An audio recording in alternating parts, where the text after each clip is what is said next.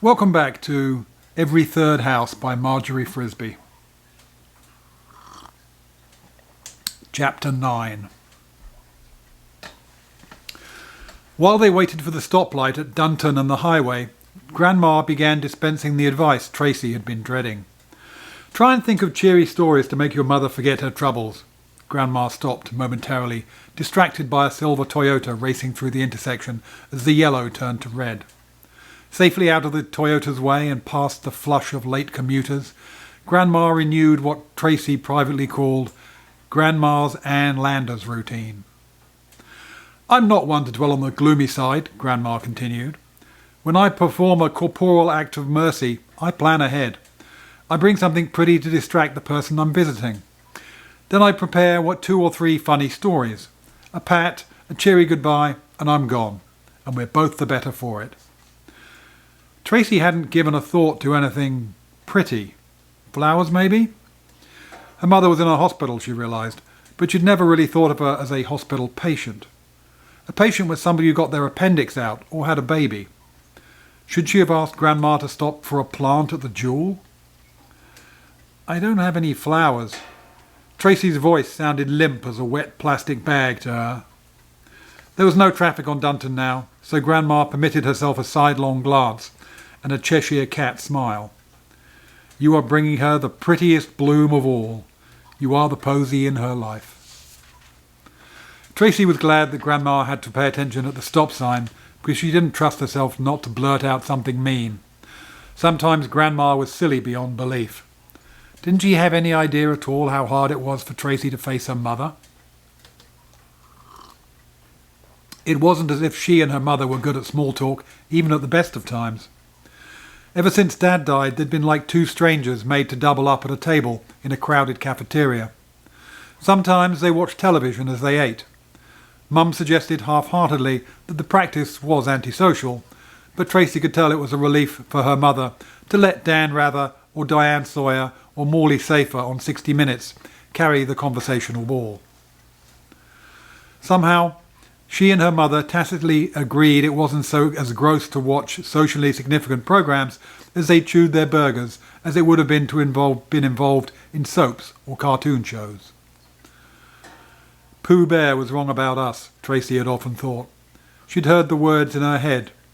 "It isn't much fun for one, but 2 can stick together, says Pooh, says he. That's how it is, says Pooh." For Tracy and her mother, it hadn't been much fun for 2 at all. They'd stuck together, though. It had been hard. Dinner when Dad and Ray were around wasn't an effort. Someone always had something to say. Dad would tell about somebody he'd met on a plane. Ray would get caught hiding his crusts under his plate.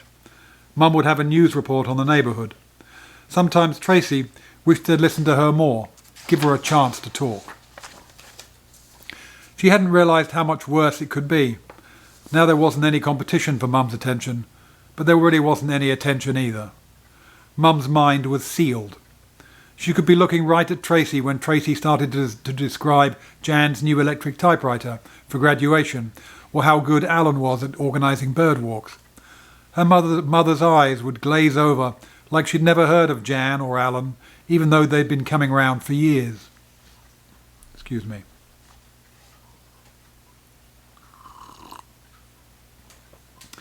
Tracy's mind returned to the impending visit.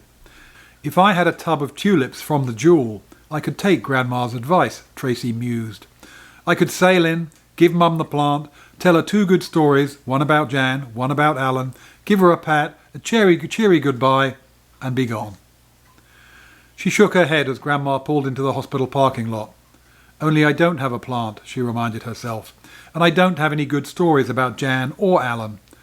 I've hardly seen them or anyone else." "I'll come in with you," Grandma was saying. "But—" "I know. Just you this time. Dr. McIntosh called me. I mean, I might as well sit in the waiting room while you go up, instead of driving all the way home and back. There'll be something to read there. Remember to give your mum my love, and tell her that I'm cooking up a storm to put some weight on those bare bones of yours." She patted Tracy on the arm. "A pat and a cheery goodbye," Tracy recited to herself. "Can I do that?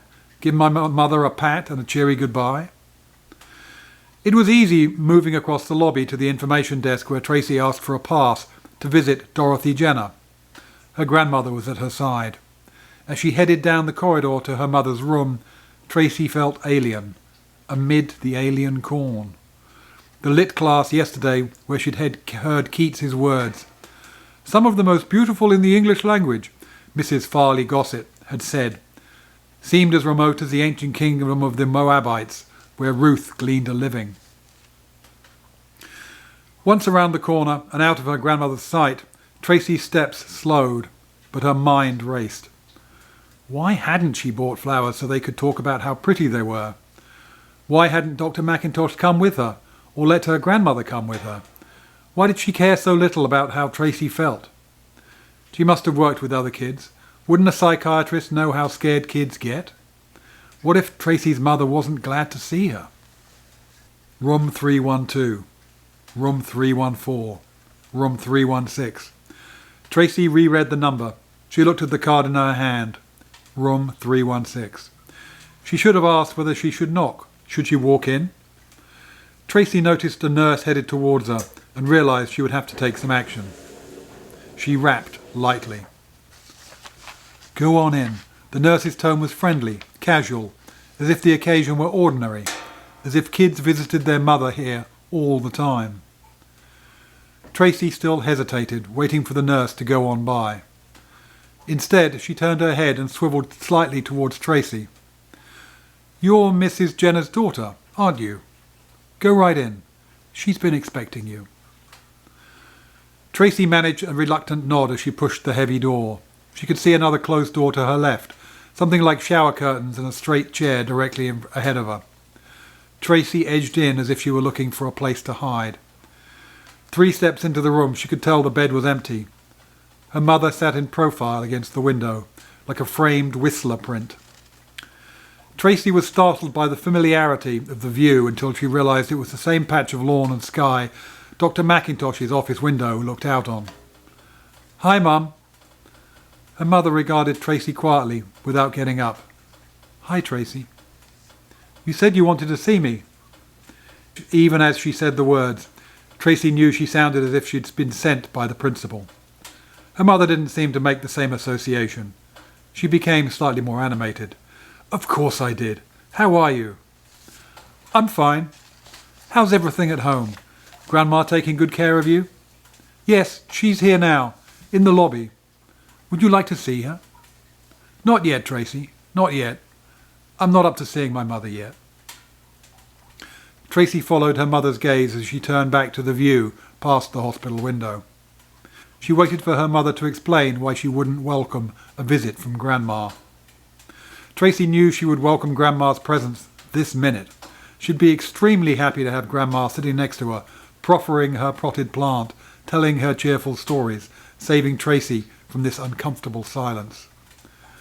Was she supposed to ask her mother how she felt? Tracy wondered. She tried several openings in her mind. How's the world been treating you? Is the food here any good? When are you coming home?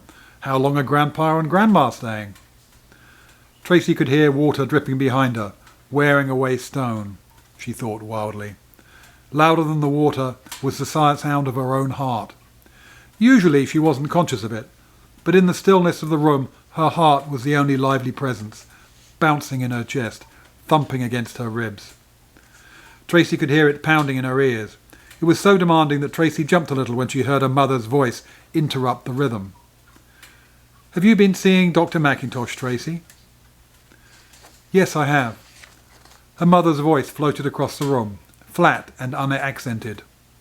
"What do you talk about?" Tracy spoke without thinking where they were, what her mother was going through, what pained her. "Mary Lincoln," she blurted out. For the first time, Mrs. Jenner really fastened her gaze on Tracy. She actually turned her body from its orientation to the world outside and concentrated on her daughter. "Mary Lincoln? Well, that wasn't what I meant to say. But that's what you did say." "Yeah, but..." Tracy saw her mother's instant of animation fade. "Why couldn't I have said you? We talked about you. Or we talked about Dad and Ray. Or we talked about..." "Mary Lincoln," her mother repeated. Is everyone crazy? Her mother's voice interrupted the questions running through Tracy's head. For a split second, Tracy assumed her mother was linking her illness to Mary Lincoln's and the people in every third house that Mrs. Embry had told Tracy about. Tracy panicked. She hadn't meant to call her mother crazy or say that she was like Mrs. Mary Lincoln. She didn't want her mother to get sicker. She didn't want to be the one to upset her on the road to recovery, if she was on the road to recovery. Tracy couldn't tell about that. Should she tell her mother she had been studying Mary Lincoln, the Civil War, for history? But that wouldn't make talking to Dr. McIntosh even more irrelevant. We were only, Tracy started to say, but she could see that her mother's attention had drifted off again. She wasn't identifying with Mary Lincoln. It was just an expression she used all the time when she was baffled, or someone crossed her, or when she didn't live up to her own expectation. Is everyone crazy? Meant everyone else, not Tracy's mum. Tracy searched her blank mind for a cheery story. Should she tell her mother about the bird watching on Saturday? A phrase of Grandma's, "Nothing ventured, nothing gained," popped into her head. "Alan's planning the bird walk at Crabtree this Saturday," Tracy ventured. "I'll have to tell him there was a myrtle warbler on our sidewalk this morning, right outside the door after the rain. I can tell because the myrtle has a yellow rump." "I see Dr. McIntosh every morning," Mrs. Jenner said. "I find it hard to talk to her. She makes me think of things I don't want to think about." "Maybe that's good, Mum." Mrs. Jenner picked up on the word good as if it were centerpiece of their conversation. "But the food is no good. Is Grandma making you good food?" "Yes, she is. She said to tell you she's putting some weight on my bare bones." Tracy heard the door open behind her. "Time to kiss your mum goodbye and tell her you'll come back soon," a round-faced, smiling nurse told Tracy, putting her arm around Tracy's shoulder and nudging her towards her mother in the window. Tracy felt shepherded, like a recalcitrant kindergartner. She was grateful. It was easier to be guided by this friendly overseer than to initiate gestures towards her mother. "Bye, Mum," Tracy said, bending over to kiss her mother's cheek. "I'll come back as soon as you tell Dr. McIntosh you want me to." Mrs. Jenner glanced into Tracy's face, a little wistfully, her daughter thought. The nurse gently ushered Tracy out and away from the door. "You're a good kid," the nurse said to Tracy. "Your mum's not herself yet, is she? She'll be coming along soon." Tracy nodded, just wanting to get away from the hospital room, away from the nurse, away from Grandma who would ask questions all the way home. Why, all the way home, her brain repeated. "You'll be all right once you get home alone in your room," Tracy told herself. "You've got to think. Now, though, you've got to steel yourself for the whys." But when Tracy found her mother poring over a National Geographic article on kayaking the Amazon, she wasn't any happier with that subject. "Oh," Tracy grumbled inwardly, "so I'm to be treated to a lecture on the headwaters of the Amazon and the Incas and the Spanish conquerors, when all I want to do is get home and be alone." Tracy almost ran to get far enough ahead of her grandmother not to hear her. She could imagine her jaws working as she tried to catch up. Wait up, her grandmother was calling gently. "You're going too fast for your old grandmother." At the car door, Tracy stood with her arms locked around her, faced away from the door that Grandma was opening. "Everything okay? Okay with your mother?" Tracy nodded. That satisfied her grandmother for the moment. She pitched into her new store of knowledge. "Did you know that the Incas built bridges out of grass that was so strong that Pizarro and his soldiers could take horses across them? And cannon?" "I saw a picture of one." Tracy's grandmother was looking past Tracy for a break in the traffic on Kirchhoff. She turned from the long stream of cars. A bridge of grass, 22,000 feet long. There were little footings of twigs braided into the grass cables. It was stretched over a gorge. "I don't think I would ever have the nerve to cross it." "Keep talking," Tracy said to her grandmother in her head. "Keep talking. Fill in the space until we get home. Talk about water flow. Talk about abysses. Talk about hostile Indians." Her grandmother looked at Tracy curled in the corner of the front seat, up against the front door. You don't seem very excited to see your mother after all this time. Wasn't she happy to see you? No. Tracy, whatever do you mean by that? Of course she was glad to see you. You're her daughter. You're the first person she's seen. Did she say she missed you? No. Tracy, I can't believe you. You don't have to believe me, Tracy thought wildly. Just get me home before I say something that really upsets you, before I jump out of this car. Safely on Ridge, going north, Tracy's grandmother relaxed visibly. She didn't like traffic, even a little traffic, at unfamiliar intersections. Nor does she like unfamiliar emotions, Tracy reminded herself. She can't cope with a granddaughter not as happy as a clam, as she would say, to see her mother. Mrs. Burkhart interrupted Tracy's analysis with an irrelevant comment on the budding crabapples in this part of town before she revisited the subject on her mind. Did you do what I told you, Tracy? Grandma was back in her everything is best in this best of all possible worlds mode. Did you cheer your mother up? Tracy's teeth clamped like a car door slamming. She pulled her arms tighter around herself. Her throat was dry, aching. She couldn't hold herself together one more second. Grandma hadn't got her home on time. It was her fault. I didn't cheer my mother up, Tracy exploded, and she didn't cheer me up. And I don't know if she will ever be cheered up again, or me either. It was awful to be there with her not wanting to see me, and I don't want to hear one more word about how I'm her posy or the prettiest bloom in her life. She doesn't care if I live or die. She doesn't care about anything. That's why she's in the hospital. Nothing matters to her anymore. Not me, not you, not anyone. Tracy's grandmother cleared her throat as if she were going to say something as they pulled into the driveway. But Tracy didn't wait to hear what it was. She'd said too much. She knew it. Her grandmother knew it. She hadn't been fair, but she didn't feel at least one bit fair. She wasn't going to take the one word back. It was too hard to say something true in this family. Tracy fled the car, threw the back door open, rushed past her grandfather who'd heard the car pull in, slammed the door to her room. Now I've done it, she lamented pitifully, and threw herself across the bed. And until next time, good night.